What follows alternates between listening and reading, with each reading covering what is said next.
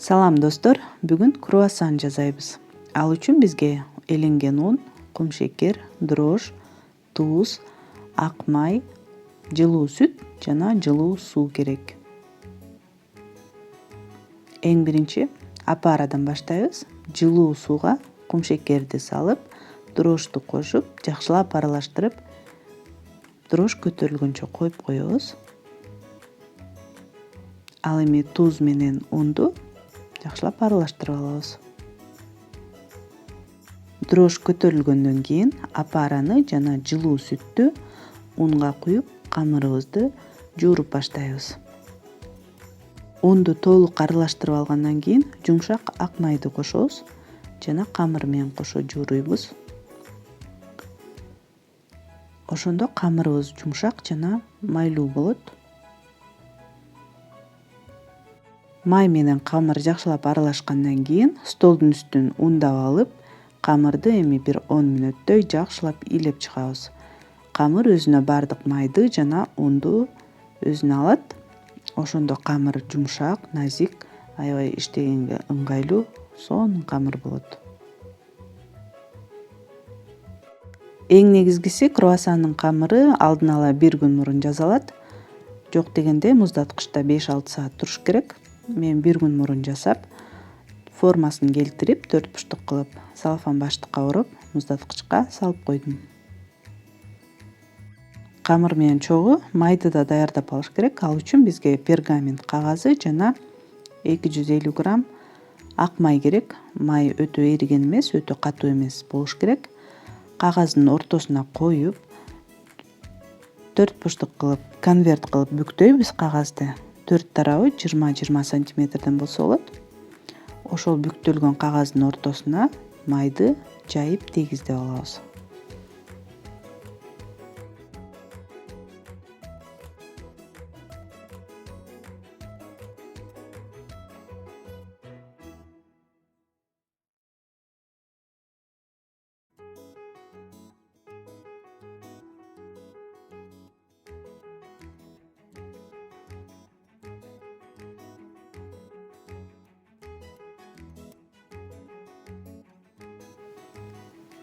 Майды кагаздын ортосуна бөлүштүрүп алгандан кийин тегиз кылып муздаткычка салып коебуз. Камыр даяр болгончо май дагы даяр болуп калат.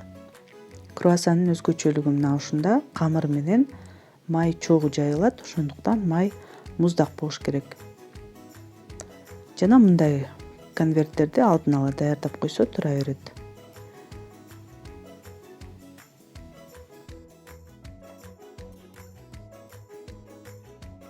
Камырыбыз бир күн турду. Эми жайып баштайбыз. Жаярдан мурун муздаткычтан 15 мүнөт мурун чыгарып коюш керек, май менен чогуу. Ошондо жайганга ыңгайлуу болот. Ал эми камырды узун, тик буштуу кылып жайыш керек. Майдын өлчөмүнөн 2 эсе чоң кылып, ортосуна май салынат жана бүктөлөт.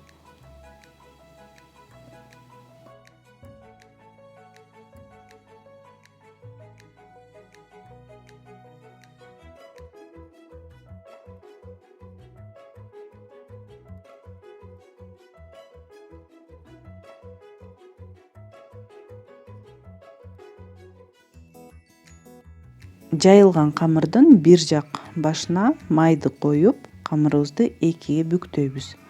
Жана туюк жагын оң жак бетине каратып, камырыбызды дагы жайып баштайбыз. Акырын жайып, тик буштуу кылып, узун кылып жайып алгандан кийин бир жак башын кыскараак кылып бүктөйбүз жана астыңкы бөлүгүн узунураак, 2 эсе узун кылып бүктөп, ортосун бириктирип жана камырды 4кө бүктөйбүз. Ошондо 4 кат камыр, ортосунда 8 кат май болот. Андан кийин камырды салфан баштыкка ороп, дагы 1 саатка муздаткычка салып, жакшылап муздатып алыш керек. Андан кийин дагы бир жаябыз.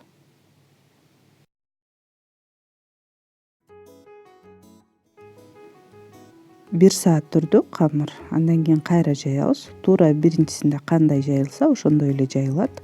Туюк жагын оң жак бетине каратып, акырындан жайып баштайбыз.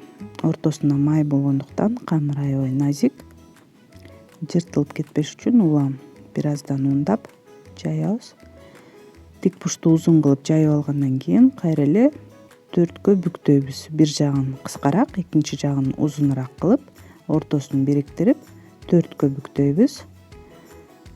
Жана салфанга ороп дагы 1 саатка коюп коебуз. Мына ушундай жол менен камыр даярдалат. Эми даяр болгон камырды жайып, круассандарды даярдап баштайбыз. Ошондой эле туюк жагын оң жак бетке каратып, акырындан жайып баштайбыз. Камырыбыз аябай назик. Тик бурчту узун кылып жаябыз. Узундугу 60-70 сантиметрге чейин жетет жана туурасы 25-30 сантиметрге чейин жука кылып жайып алгандан кийин мына ушундай болот. Эми камырды 3 бурчтук кылып кезебиз. Ортосу 8-10 сантиметрден болгондо 10-12 круассан чыгат.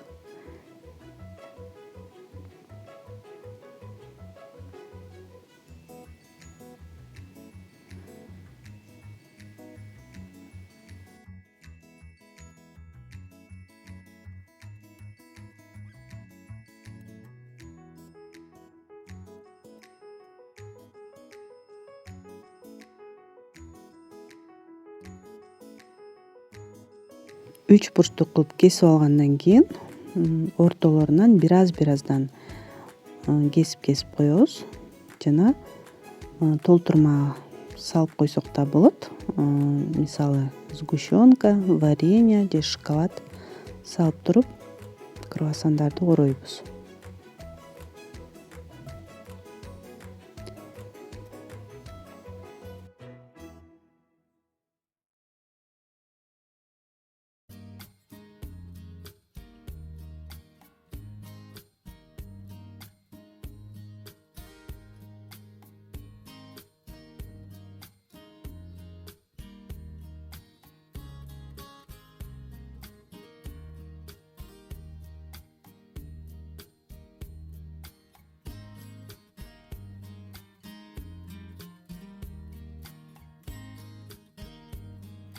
Даяр болгон круассандарды эми жумуртканын сарысы менен майлап алабыз жана жылуу жерге көтөрүлгөнгө коюп коюш керек.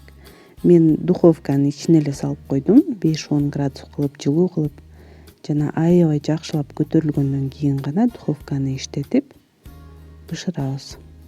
Бышырганда 180 градуста 15-20 мүнөттө бышат, кызарып. Мына ушундай сонун круассандар болот. Достор, мына ушундай сонун круассандарды эринбестен жасап көрсөңүздөр аябай даамдуу. Эгер бул видео жакса, анда класс басып, комментарий калтырыңыздар жана кийинки видеолордо көрүшкөнчө саламатта калыңыздар.